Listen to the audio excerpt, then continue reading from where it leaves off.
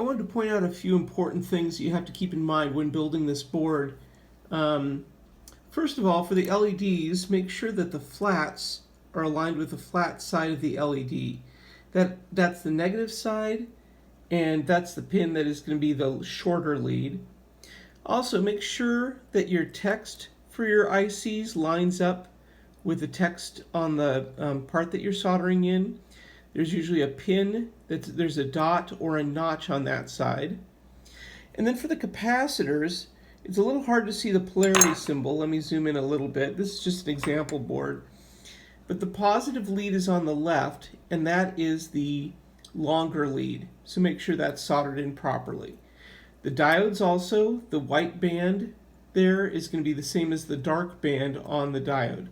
So as you're soldering these, just double check all of these as you're going. Make sure that you don't make any mistakes.